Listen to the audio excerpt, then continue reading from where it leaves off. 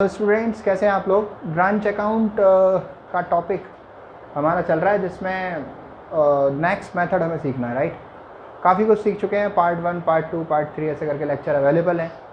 अगर नहीं किया है कवर तो वहाँ से करते रहना।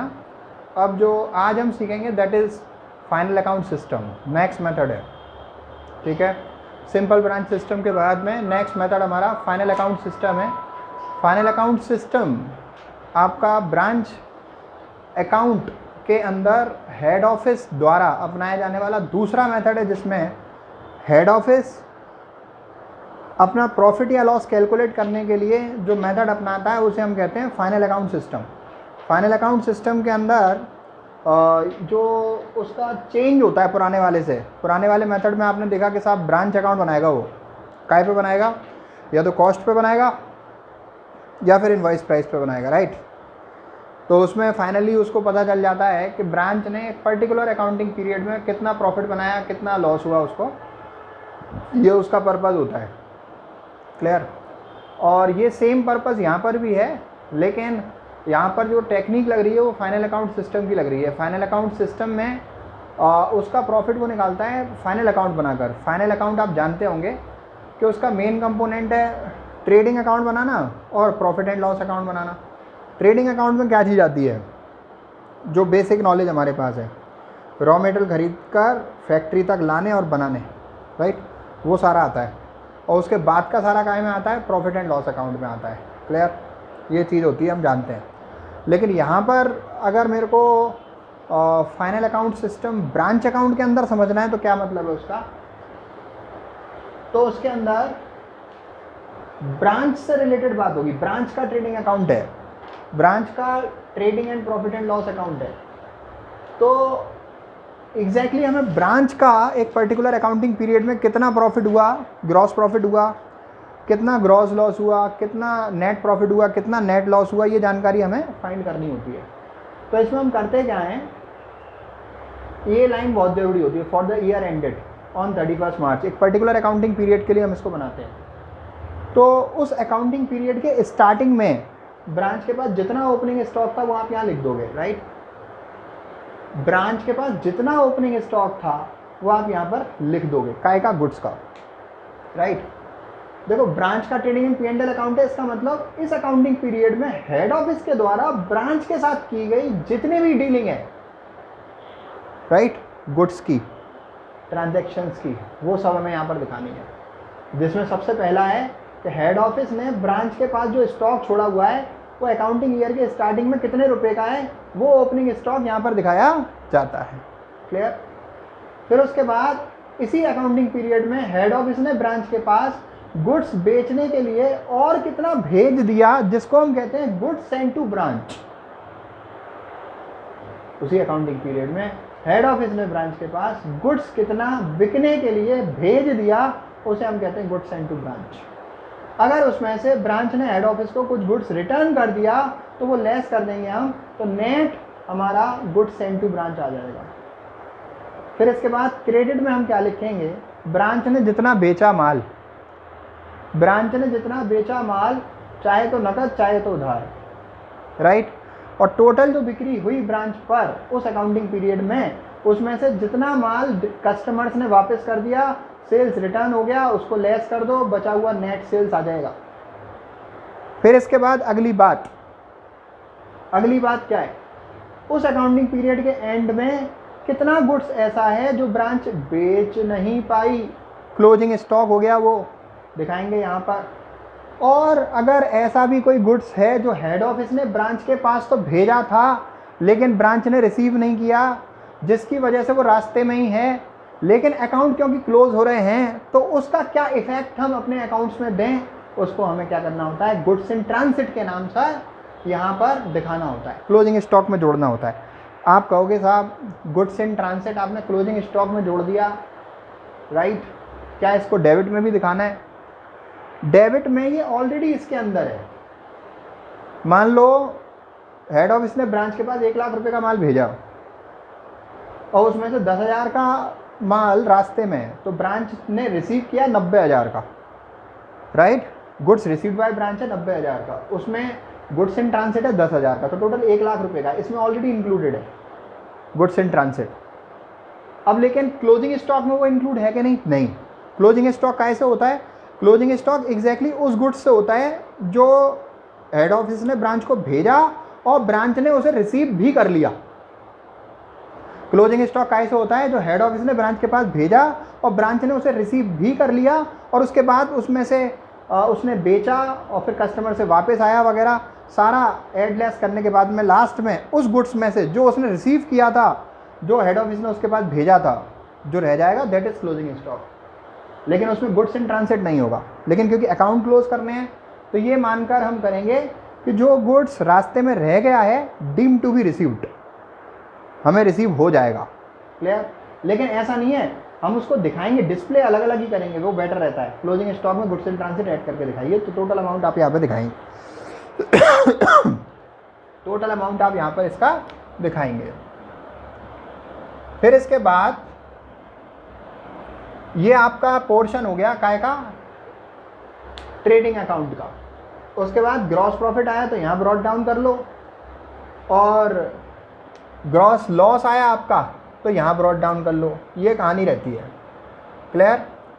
ग्रॉस प्रॉफिट आया, मैं अभी प्रॉफिट के हिसाब से लेके चल रहा हूँ, क्रेडिट का टोटल ज़्यादा है उसमें से डेबिट घटाया, ग्रॉस प्रॉफिट आ गया, राइट? उसको यहाँ ब्रॉट डाउन कर लेना by gross profit brought down. और ग्रॉस लॉस होगा तो वो ऊपर रहेगा by gross loss carried down यहाँ पर। अब आगे देखिए, ग्रॉस लॉस है या ग्रॉस प्रॉफिट है? प्रॉफिट था तो यहाँ अपोजिट साइड में ब्रॉट डाउन हुआ, लॉस था तो यहाँ अपोजिट साइड में ब्रॉट डाउन हुआ। अब बात कौन सी रह गई भाई? ये तो लेन देन जो हेड ऑफिस और ब्रांच के बीच में गुड्स का हुआ भेजने का, वही तो हुआ है ना अभी। और क्या किया है? ये माल भेजा, ये ओपनिंग स्टॉक था, ये माल भेजा है, ये माल बेचा है, ये क्लोजिंग स्टॉक है, यही तो है। और क्या है इसमें? राइट? अगर भेजने के कोई खर्चे होंगे, माल को भेजने के कोई खर्चे होंगे तो वो यहाँ पे दिखा सकता है ज़्यादा ज़्यादा, इससे ज़्यादा कुछ नहीं होगा। अच्छा, फिर इसको नीचे के पार्ट में ब्रॉट डाउन कर लिया। अब ऐसे खर्चे जो ब्रांच ने किए हैं या फिर हेड ऑफिस ने ब्रांच के लिए किए हैं, दोबारा सुन लो, ऐसे खर्चे जो ब्रांच ने किए हैं या फिर हेड ऑफिस ने ब्रांच के लिए किए हैं, वो सारे खर्चे हम यहाँ पर दिखाएंगे। राइट? और कोई भी ब्रांच की एसेट्स पे डेप्रिसिएशन लग रही है वो हम यहाँ पर दिखाएंगे। फिर जिसके बाद आप क्या करेंगे? फिर जिसके बाद आप क्या करेंगे कि आपका जो है क्रेडिट के टोटल ग्रॉस प्रॉफिट में से ब्रांच के खर्चे घटाने के बाद और डेप्रिसिएशन घटाने के बाद जो आएगा वो जनरल P&L में ट्रांसफ़र कर दोगे, वो जनरल P&L हो जाएगा प्रॉफिट। और डेबिट का ज़्यादा है तो bye general P&L loss. Right? ये हमारी कहानी रहती है। अच्छा, इसकी तुलना करके देखते हैं। Just do comparison of this method final account system with personal branch account जो हम बनाते थे पहले। वो वही वाला फॉर्मेट है जो पहले आपने सीखा हुआ है सिंपल ब्रांच सिस्टम में, लेकिन उसको यहाँ पर पर्सनल अकाउंट ऑफ ब्रांच बोल देते हैं। देखिए, फाइनल अकाउंट सिस्टम में और जो सिंपल ब्रांच सिस्टम है उसमें ये अंतर होता है कि वहाँ पर आपसे केवल वो ब्रांच अकाउंट बनाने के लिए कह देता है, और यहाँ फाइनल अकाउंट सिस्टम में वो trading profit and loss account बनाने के साथ साथ पर्सनल ब्रांच अकाउंट बनाने के लिए भी कह देगा अभी। और हो सकता है कह दे कि केवल ट्रेडिंग और प्रॉफिट एंड लॉस अकाउंट बनाओ, लेकिन आप अभी ये मानकर सीखो कि जब वो दोनों चीज़ आपसे बनाने के लिए कहता है कि फाइनल अकाउंट सिस्टम में ट्रेडिंग P&L अकाउंट भी बनाओ और पर्सनल अकाउंट भी बनाओ ब्रांच का। राइट? अब पर्सनल अकाउंट ब्रांच का बनाने के लिए मेथड वही वाला रहेगा जो आपने अभी तक सीखा हुआ है, उसमें कोई चेंज नहीं है। अब बात ये है कि ये डिफरेंट कैसे है फाइनल अकाउंट सिस्टम से, तो ज़रा मैं कंपैरिजन करके बताता हूँ आपको। पर्सनल अकाउंट ब्रांच का देखो, ओपनिंग बैलेंस ऑफ एसेट्स रख लिया हमने, स्टॉक कैश डेटर, कैश का मतलब पेटी कैश से है, स्टॉक कैश डेटर फर्नीचर, और क्लोजिंग बैलेंस एसेट्स का यहाँ दिखा दिया, ओपनिंग बैलेंस लाइबिलिटी का by balance brought down, closing balance liability का दिखा दिया। और फिर इसके बाद जितना भी आपका जो है गुड्स सेंड टू ब्रांच है, जितना भी हेड ऑफिस ने ब्रांच को गुड्स भेजा होगा वो आप दिखाइएगा यहाँ पे। फिर हेड ऑफिस ने जो खर्चे किए वो आप दिखाइएगा। गुड्स रिटर्न वगैरह है ब्रांच ने हेड ऑफिस को रिटर्न किया वो क्रेडिट में दिखाइएगा। ब्रांच ने हेड ऑफिस के पास जो पैसे भेजे हैं by bank account remitted to head office वो दिखाइएगा, राइट। और जो पुराना फॉर्मेट था ना, पिछले लेक्चर में हमने कवर किया हुआ है, दो that full format will be applicable. फिर उसके बाद क्रेडिट का टोटल ज़्यादा है तो उसको प्रॉफिट मानेंगे, उसको टू बैलेंस शीट से ऊपर लिखेंगे। एग्जैक्टली होता क्या है कि बैलेंसिंग फिगर तो ये बचा है प्रॉफिट, लेकिन लिखेंगे इसको टू बैलेंस शीट के ऊपर, क्योंकि बैलेंस सबसे नीचे आता है। ऐसे ही अगर डेबिट का टोटल ज़्यादा है तो बाय जनरल P&L लॉस, ये बैलेंसिंग फिगर होगा, लेकिन लिखेंगे उसको by balance CD closing balance of assets के ऊपर। क्लियर? इस बात को आप ध्यान से समझ लीजिएगा। अब इसके आगे की बात करते हैं, थोड़ी सी इसके आगे की बात करते हैं कि डिफरेंस क्या है। मैं डिफरेंस बोल रहा था ना, देखो अगर आप ट्रेडिंग अकाउंट बना रहे हो तो आप दिखा रहे हो goods send to branch minus return. यहाँ पर क्या कर रहे हो, गुड्स सेंड टू ब्रांच यहाँ दिखा रहे हो और रिटर्न वाला आप क्रेडिट में दिखाते हो, ठीक है। दूसरा difference, cash remitted to head office की कैलकुलेशन में आप केवल यहाँ पर कैश सेल्स दिखाते हो और कलेक्शन फ्रॉम डेटर्स दिखाते हो। कैश सेल्स दिखाते हो और कलेक्शन फ्रॉम डेटर्स दिखाते हो, उन दोनों को जोड़ते हो और जो खर्चे ब्रांच ने किए होते हैं वो लेस कर देते हो, तो cash remitted to head office आ जाता है, राइट। और यहाँ पर आप कैश कितना भेज रहे हो हेड ऑफिस के पास उससे मतलब नहीं है, आप कितनी सेल कर रहे हो उससे मतलब। और सेल कैसे आएगी, नकद कितना बेचा, उधार कितना बेचा, टोटल कितना हुआ, उसमें से वापस कितना कस्टमर ने किया, वो आ जाएगा। फिर इसके बाद में क्लोजिंग स्टॉक और stock in transit. Closing stock तो हम यहाँ पर दिखाते ही हैं, उसमें कोई दिक्कत नहीं है। अच्छा, अब ये एक्सपेंसेस मैंने बोला था हेड ऑफिस ने किए या ब्रांच ने किए, दोनों खर्चे यहाँ पर हम दिखाते हैं, है ना। लेकिन इसमें ब्रांच अकाउंट में क्या होता है, जो हेड ऑफिस ने किए वही हम दिखाते हैं यहाँ पर। एक्सपेंस बाय हेड ऑफिस दिखाते हैं हम केवल यहाँ पर, एक्सपेंस बाय हेड ऑफिस। और एक्सपेंस बाय ब्रांच हम cash remitted to head office की कैलकुलेशन में लेस कर देते हैं। एक्सपेंस बाय ब्रांच हम cash remitted to head office की कैलकुलेशन में लेस कर देते हैं, इस बात का ध्यान रखना। चलिए अब एक काम और कर लेते हैं छोटा सा, जो आपको सेटिस्फाई करे, जस्टिफाई करे लॉजिकल अंडरस्टैंडिंग में। एक सवाल सोल्व करके देख लेते हैं। इस सवाल की डिटेल प्रॉपर्ली चेक कर लीजिए, राइट। बहुत ज़रूरी है कि क्या डिटेल है, कैसे एप्लीकेबल होगी। सवाल मैं पढ़ देता हूँ, देखो कैसे होगा। जब ये सवाल मैंने बहुत सोच समझ के लिया है कि आपको बहुत मदद मिले इसे करने में, राइट। तो देखिए कैसे हम इस चीज़ को कवर करते हैं। सवाल है, आर लिमिटेड इनवॉइस कर दिए गुड्स, एक नई ब्रांच हमने खोली है कोलकाता में, राइट। आर लिमिटेड इनवॉइस करती है गुड्स का मतलब है भेजती है, इनवॉइस माने भेजना होता है। कहाँ भेजती है, ऐसी ब्रांच में जो नई खुली है, कलकत्ता में खुली है, कोलकाता बोलते हैं उसको, कैलकाटा पहले बोलते थे, CALCUTT है, अब कोलकाता बोलते हैं, राइट। इसकी प्रोनाउंसिएशन भी बंगाली में ही होती है, कोलकाता। तो कोलकाता में नई ब्रांच खोली है, 9,200 रुपये का माल भेजा है। अब अच्छी बात क्या है कि वो 25% प्रॉफिट पर है, कॉस्ट पर प्रॉफिट पर भेजा है, मतलब इनवॉइस प्राइस पर भेजा है। तो इससे हमें एक बात पता चली कि जो हेड ऑफिस है वो ब्रांच को गुड्स भेज रही है काय पर, इनवॉइस प्राइस पर। और जब भी हेड ऑफिस ब्रांच के पास इनवॉइस प्राइस पे गुड्स भेजती है तो हमारा ब्रांच अकाउंट का सिस्टम थोड़ा सा अलग हो जाता है, ये हम जानते हैं, राइट। तो यहाँ पर हम क्या करेंगे, हम एक काम करेंगे कि trading profit and loss account भी बनाएंगे और ब्रांच अकाउंट भी बनाएंगे, और उन दोनों के आंसर भी निकालेंगे और ये चेक करेंगे कि वो दोनों सेम आएंगे हमारे, राइट। तो मैं एक साथ बनाने की कोशिश करता हूँ आपको समझाने के लिए। अब जैसे इनवॉइस किया गुड्स 9,200 का 25% प्रॉफिट पर, मैं शॉर्ट में पहले रीड कर देता हूँ। ये नकद माल बेचा, ये उधार माल बेचा, ये कैश हेड ऑफिस को भेजा, ये हेड ऑफिस को माल भेजा वापस किया, खर्चे हेड ऑफिस ने किए, फर्नीचर खरीदा हेड ऑफिस ने ब्रांच के लिए, क्लोजिंग स्टॉक इनवॉइस प्राइस पर ये रह गया, डेप्रिसिएशन फर्नीचर पे लगानी है, ठीक है जी। तो चलो एक काम करते हैं, इसको हम फटाफट सोल्व करके देखते हैं, है ना। अब इस अकाउंट में मैं अगर फीड करूँगा इस फॉर्मेट में तो आपको कन्फ्यूजन बढ़ेगी ज़्यादा, राइट, और कुछ नहीं होगा। तो इसलिए सेम टाइम पर इस सवाल को हम कैसे कर सकते हैं आप सीखिए। देखिए ये जगह खाली कर दी मैंने आपके लिए। अब मैं ट्रेडिंग एंड P&L अकाउंट बना रहा हूँ, trading and P&L account for the year ended on, जो भी है ये हमारा तरीका।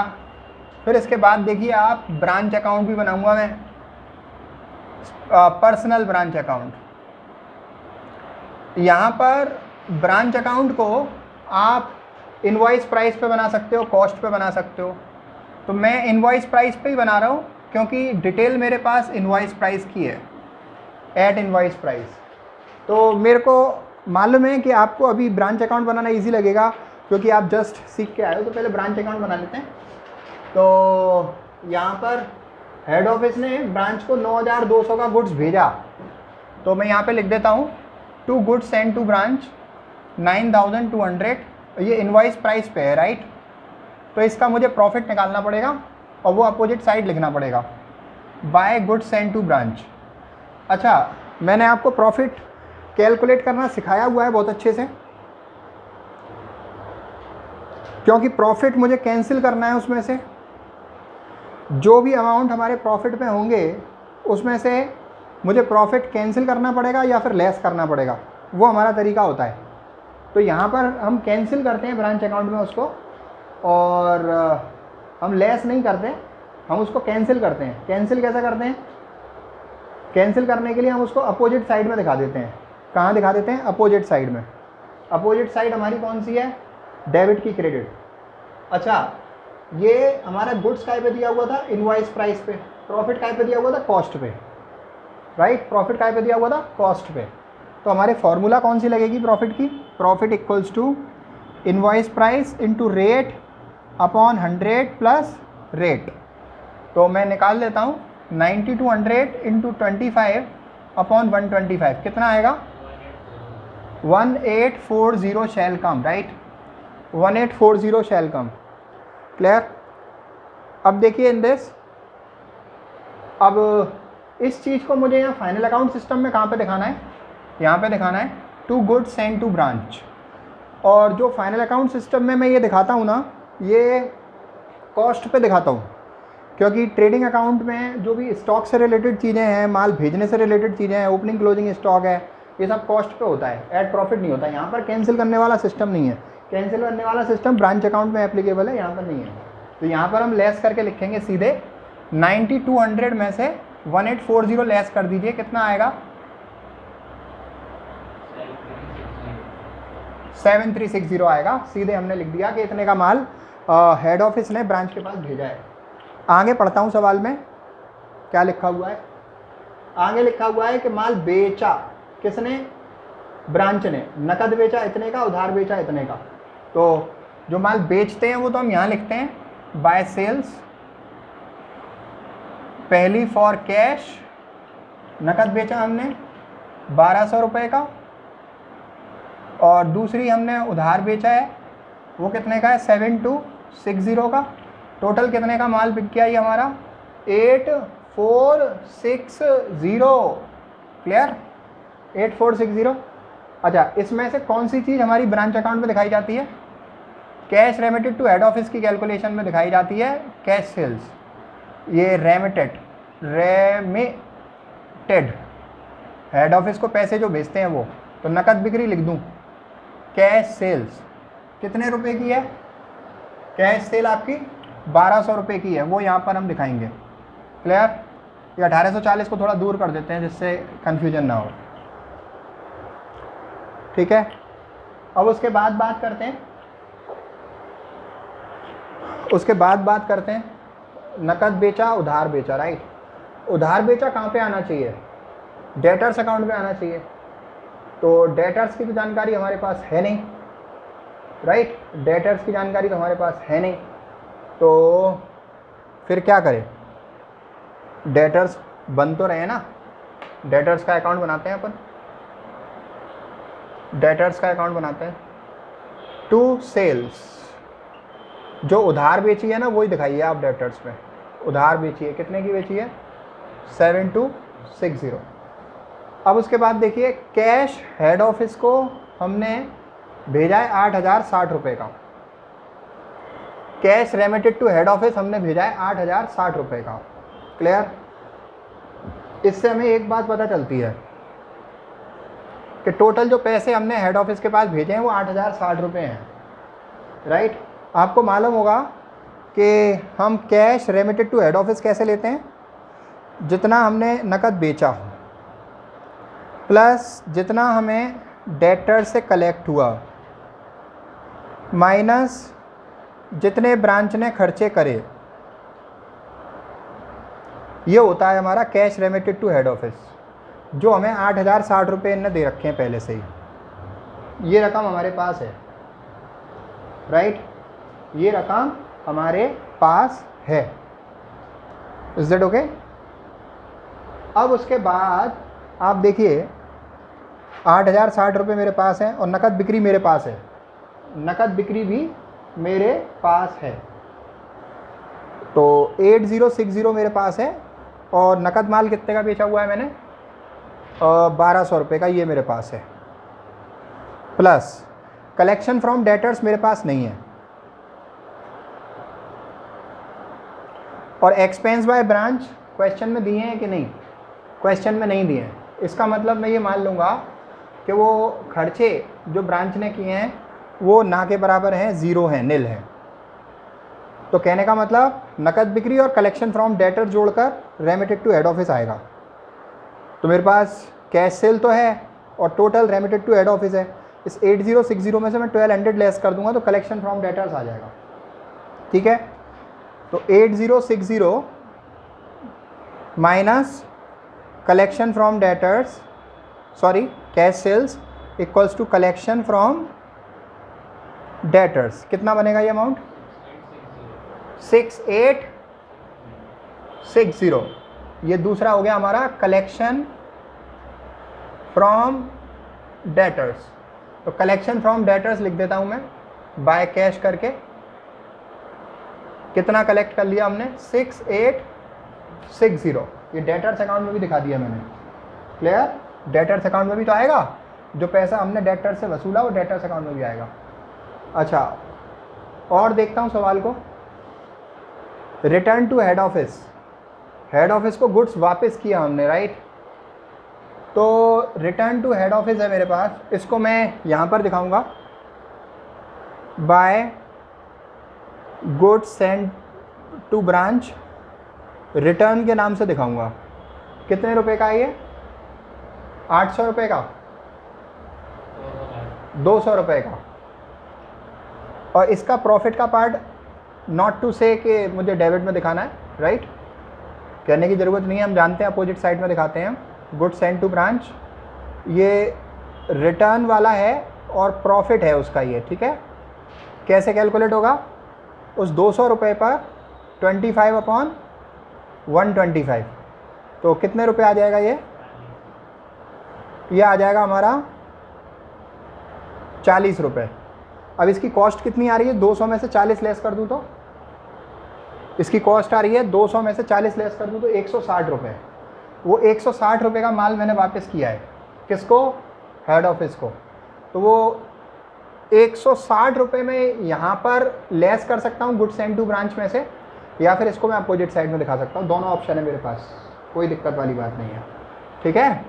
तो मैं ऐसा करता हूँ, जो मैंने फॉर्मेट सिखाया उसी में से दिखाता हूँ। 7360 minus return to head office, कितने रुपए? 160 रुपये। कितना हो जाएगा? 7200। Is that okay?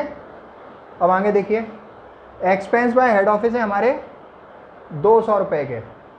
तो हेड ऑफिस ने खर्चे करे या ब्रांच ने करे? मैंने आपको क्या सिखाया था? प्रॉफिट एंड लॉस अकाउंट में दिखाने हैं, राइट? तो प्रॉफिट एंड लॉस अकाउंट नीचे का पोर्शन मान रहा हूँ मैं यहाँ पर, और एक्सपेंस हेड ऑफिस करता है तो हम ब्रांच अकाउंट में कहाँ दिखाते हैं स्टूडेंट्स? टू बैंक अकाउंट करके दिखाते हैं। एक्सपेंस बाय हेड ऑफिस, कितने रुपए के खर्चे करें हैं? 200 रुपये के खर्चे करें हैं। कितने खर्चे करें हैं? 200 रुपये के खर्चे करें हैं, क्लियर? अब बात करते हैं, फर्नीचर खरीदा हेड ऑफिस ने ब्रांच के लिए, तो ये फर्नीचर भी हमारा जो है हेड ऑफिस ने खरीदा है। तो टू बैंक अकाउंट फर्नीचर कितने का खरीदा है? 800 रुपये का खरीदा है। अच्छा, ये नहीं मालूम कब खरीदा है, राइट? हमें ये नहीं मालूम कि उसने कब खरीदा है, तो ये हम मानेंगे साल के स्टार्टिंग में खरीद लिया होगा, राइट। उसमें दिमाग नहीं लगाएंगे हम। तो अगर डेप्रिसिएशन वगैरह का कुछ होगा तो हम पूरे साल का लगा देंगे उस पर, इसका ये बेनिफिट है बस। आगे देखिए, क्लोजिंग स्टॉक हमारा 600 रुपये का है इनवॉइस प्राइस पर, और क्लोजिंग स्टॉक मुझे कहाँ दिखाना है, यहाँ पर बाय क्लोजिंग स्टॉक 600 रुपये का, ये इनवॉइस प्राइस पे है। तो इसका मुझे प्रॉफिट का लोडिंग या तो मैं इसे क्रेडिट में लेस करके दिखाऊंगा प्रॉफिट का लोडिंग, या फिर इसको पूरा यहाँ दिखा दूंगा और अपोजिट साइड में इसका लोडिंग दिखाऊंगा। तो जैसा आपको ठीक लगे वो आप कर सकते हो। बच्चे कहते हैं साहब ओपनिंग स्टॉक का तो वो प्रॉफिट कैलकुलेट करके अपोजिट साइड में दिखाता है स्टॉक रिजर्व के नाम से, लेकिन जब वो क्लोजिंग स्टॉक का करता है तो वो उस पर लोडिंग को वहीं घटा देता है, कॉस्ट पे दिखाता है। क्या ये नियम होता है? अब मैं आपको एक बात बताऊं, देखो साहब, आप ओपनिंग स्टॉक यहाँ दिखा रहे हो इनवॉइस प्राइस पे, उसका प्रॉफिट अपोजिट साइड में दिखा रहे हो। क्लोजिंग स्टॉक यहाँ दिखा रहे हो, उसका इनवॉइस प्राइस पे उसका प्रॉफिट अपोजिट साइड में दिखा रहे हो। वो सेम बात ही है, उसमें कोई अंतर नहीं है, राइट। अपोजिट साइड में हम प्रॉफिट दिखाते ही इसलिए कि वो कैंसिल हो जाए, राइट। अब बच्चे कहते हैं क्लोजिंग स्टॉक तो कॉस्ट पे मेंटेन होता है। हम कब मना कर रहे नहीं होता है, क्लोजिंग स्टॉक कॉस्ट पे मेंटेन होता है। अगर आप यहाँ पूरा इनवॉइस प्राइस दिखा रहे हो, यहाँ प्रॉफिट दिखा रहे हो, तो वो कैंसिल हो गया ऑटोमेटिकली, प्रॉफिट कॉस्ट पे मेंटेन हुआ, वो उसमें कोई अंतर नहीं है। लेकिन पॉइंट ये है कि फिक्स नहीं है कि कोई यूँ कहे कि नहीं हमें घटा के ही दिखाना है, या मैं यूँ कहूँ कि नहीं साहब घटा के नहीं दिखाना है। दोनों में से कुछ भी फिक्स नहीं है। अगर आप ऐसे दिखाना चाहते हैं ये इनवॉइस प्राइस पे इसका प्रॉफिट का लोडिंग यहाँ पर, तो भी ठीक है। और अगर आप इस पर इनवॉइस प्राइस में से उसका प्रॉफिट घटाकर इसे कॉस्ट पे दिखाना चाहते हैं, वो भी ठीक है। मना मैं किसी चीज़ की नहीं कर रहा दोनों में से, ठीक है, मुझे कोई आपत्ति नहीं है। तो इसका प्रॉफिट कैलकुलेट कर लेते हैं। इसका प्रॉफिट तुम्हारा आ जाएगा, अभी स्टॉक रिजर्व के नाम से दिखा देता हूँ मैं, क्लोजिंग स्टॉक का 600 इंटू 25/125 अगर मैं कैलकुलेट करूँगा, 25 पंजे 125, 5 एकम 5, 120 रुपये, और 600 में से 120 रुपये का इसका प्रॉफिट का लोडिंग में लेस कर दूँ तो 480 रुपये की कॉस्ट आ रही है मेरे क्लोजिंग स्टॉक की, जिसको मैं यहाँ ट्रेडिंग अकाउंट में क्रेडिट में दिखा सकता हूँ एंड में 480 रुपये। कैसे आया? 600 में से 120 लेस कर दिया मैंने। Is that okay? ये कहानी है। आगे देखता हूँ क्या हमारी और कहानी रह गई इसके अंदर। हम साफ सेल कर चुके, कैश रेमिटेड कर चुके, रिटर्न कर चुके, एक्सपेंस कर चुके, फर्नीचर परचेज कर चुके, क्लोजिंग स्टॉक कर चुके। डेप्रीशिएशन रह गई है 10%। तो डेप्रीशिएशन आप लिखा दो यहाँ पे, to depreciation on furniture. Furniture कितने खरीदा था? 800 का, 10% डेप्रीशिएशन। 800 का 10% निकालना थोड़ा कठिन होता है, मेहनत करिएगा फिर निकलेगा ये, राइट। 80 रुपये। और ये डेप्रीशिएशन आप यहाँ तो दिखाते नहीं हो ब्रांच अकाउंट में डेबिट में, लेकिन क्रेडिट में जो फर्नीचर की वैल्यू आप दिखाओगे ना उसमें आ जाएगा लेस करके। जैसे फर्नीचर आपने 800 का ख़रीदा था, 800 में से 80 का डेप्रीशिएशन घटा दो तो 720 रुपये की वैल्यू रह जाएगी उसकी। क्लियर? जो आपको यहाँ दिखानी पड़ेगी। अब मुझे लगता है क्या रह गया, केवल एक डेटर्स रह गया हमारा अकाउंट बैलेंस, राइट। 7260 का मैंने इनको माल बेचा था और इनसे वसूल कितना पाया मैं? 6860। कितना नहीं वसूल पाया मैं? 400 रुपये, राइट। तो ये मेरे क्लोजिंग डेटर्स रह गए, ये मेरे क्लोजिंग डेटर्स रह गए, जिसको मुझे यहाँ दिखाना पड़ेगा बाय डेटर्स के नाम से। कितने रुपए? 400 रुपये। अब आपको थोड़ी सी मेहनत साथ में करनी पड़ेगी कि प्रॉफिट कैलकुलेट करना पड़ेगा, राइट। पहले तो ग्रॉस प्रॉफिट कैलकुलेट करो ऊपर का। ये ग्रॉस प्रॉफिट कितना आ रहा है? कैलकुलेटर चलाओ, ये कितना आ रहा है ग्रॉस प्रॉफिट? 89 टोटल। 8940 में से 7200 लेस कर दो।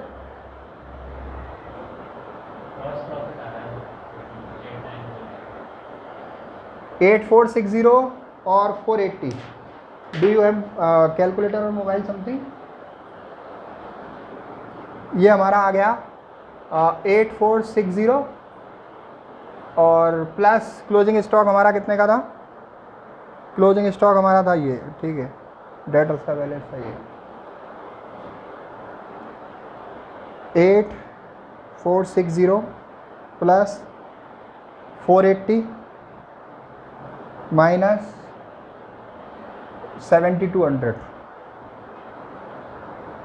1740 रुपये का ग्रॉस प्रॉफिट आ रहा होगा। हाँ 1740, और इसको ब्रॉड डाउन कर लो 1740 को, ये टोटल है 8940, और 1740 में से ये लेस कर दो 280,